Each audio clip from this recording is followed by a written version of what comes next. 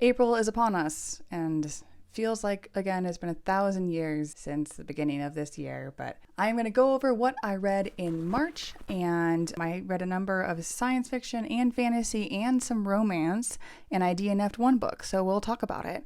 First was Love and Other Disasters. This is a romance with queer characters.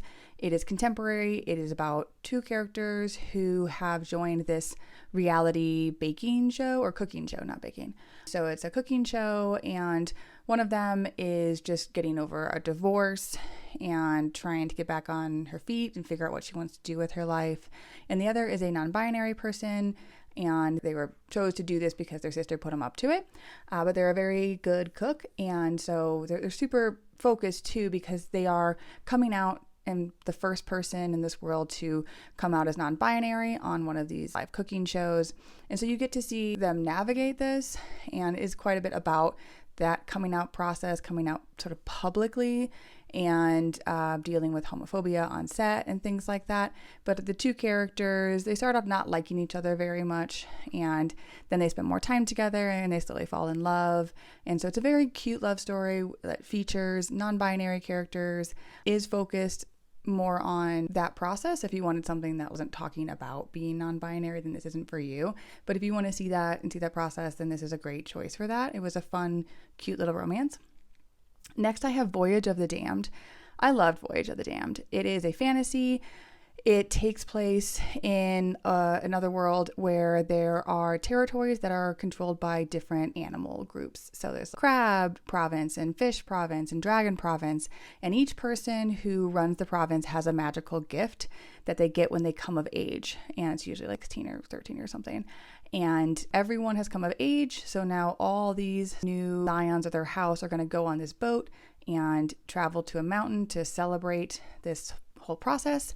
However, our main character doesn't have a power. He's pretending because his father apparently slept around with everybody, probably has kids somewhere else, and because his son never came into his power, they assumed that one of these other children did.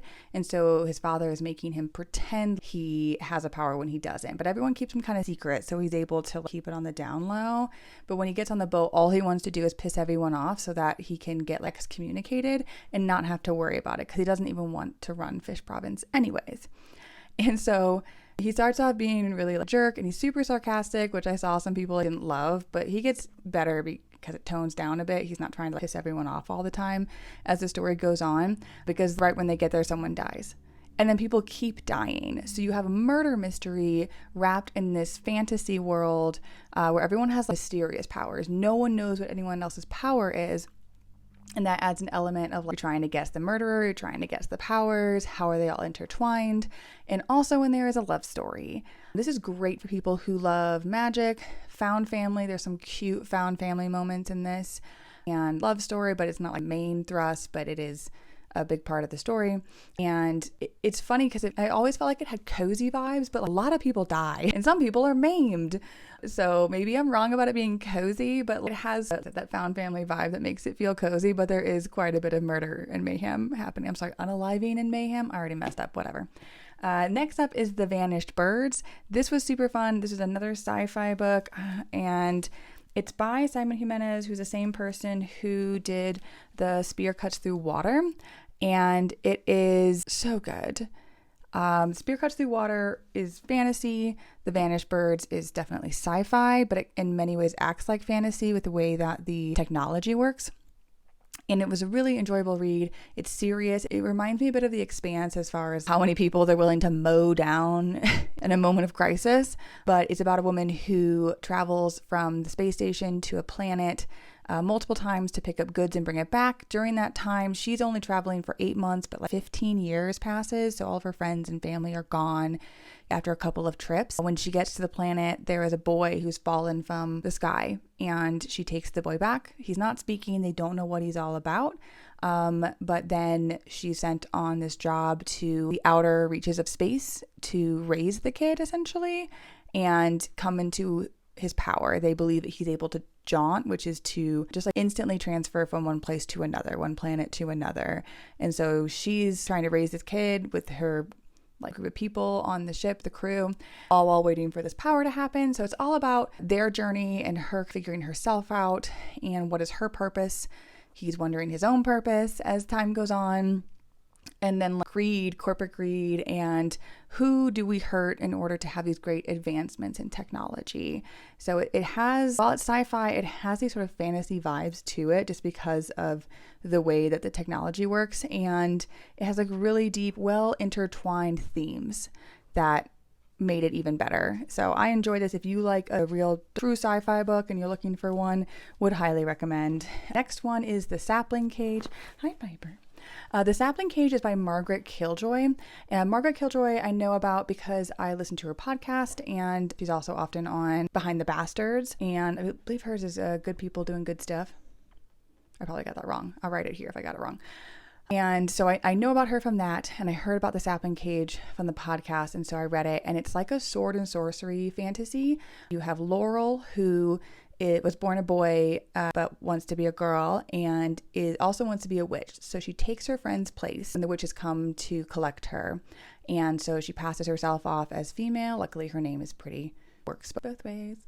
And so it's a coming of age story. So she's figuring out her own interests and where she fits in with other people. And it's definitely coming to understand yourself and your gender and your identity, and what does that really mean? What does it mean to you? What does it mean to other people?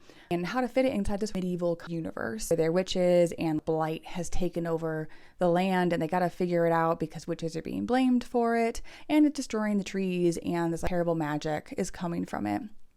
So in between her figuring herself out, they're also on this journey to stop this terrible evil. It's really fun, definitely like a sword and sorcery kind of feel to it.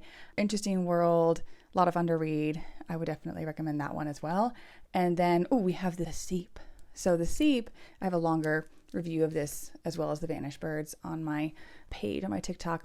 But the Seep is super interesting. This is a shorter read. I like shorter reads between some of these longer ones because it's a novella, 200 pages. And it starts off when first contact happens. So you have Trina and Deba who are married, and the Seep, this alien, has come to first contact, and turns out they just live in the water. So it's amorphous and it becomes a part of your own being. And they start off, they're a happily married couple.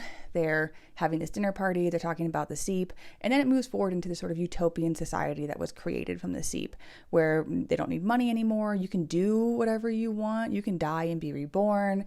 It is very utopian in that way. People can grow horns and look however they want, change their identity, and really be whoever. And Trina becomes really disillusioned because Deba decides that she wants to be reborn and have a family that loves her, and she can get rid of all the trauma of her life if she starts over as a baby. And Trina is not on board with this, so they end up separating so Deba can go and become a baby again, and Trina just gets drunk. So content warnings for alcohol abuse. She just for years is wasted and is so unhappy and is missing the love of her life and becomes more and more disillusioned with the Seep and its utopian essence. So this is sort of her journey as she's going through that and figuring out where is her purpose in a world where no one really has a purpose. So that was a super interesting, fast read. I read it in one sitting. So if you need something quick and you're looking at big ass books and you're like, I just need something fast, the Seep is the one. Last one I read was Hammajang Luck. This was recommended to me by someone on TikTok. So thank you, because I love it, because it is a it's a comparison title for my book. I was like, this is all the stuff that I have in my book, not all of it, but it's tangentially related. They're sisters or whatever. And Hammajang Luck is about a Edie who has just been released from prison on parole. They were put there because their partner in crime had sold them out. And so they have a lot of resentment towards Angel, who was the person who sold them out. It is also the first person that greets them when they get out of prison and was the one that got them on parole. And Angel goes to Edie and says, I have a big job. This will be the last job. We'll make a ton of money. I need you on board. And of course, Edie has to decide. And because Edie has a sister who's pregnant and there are young children on her sister's side, one with cancer, eventually they're like, I have to do this. I have to provide for my family. And so it's an Ocean's 8 meets Blade Runner, which I love. Blade Runner is one of my favorite movies of all time. So I was like, yes. And then Ocean's 8, the heist in it is just like a chef's kiss heist. All the complexity, all the doing the thing, making the plans, grifting people, bringing in the whole crew. So it's got a huge found family vibe. They bring this whole crew on and they end up performing this heist, and the stakes are so high and the characters are so interesting. Such a good job with the characters, and there's a big aspect of Hawaiian lineage. So Edie is of Hawaiian descent, and so they speak in pidgin with other people who are also of Hawaiian descent. And I saw some people complaining about this, and I was like, well, this book is not for you then. Not every book is for everybody. If you can't bother to look it up or just roll with it, then this book isn't for you. This book was made for someone else who can appreciate and be seen by someone speaking pidgin, even far flung into the future. So that was like really interesting, great world building. It was like so much fun. I listened to it really fast because I enjoyed it so much. I will now read everything that they make because it is right up my alley. I love just like a sci-fi adventure with found family, and there's like such cute found family vibes in it. And despite a heavier topic, it is sort of a heartwarming feel. So I would definitely recommend Hammajang Luck. That was great. The one that I DNF'd was I keep my Exoskeletons to myself. I still have it because I was like, maybe I'll finish it, but I didn't realize that it had a kid in it, and which I should. That's my own fault.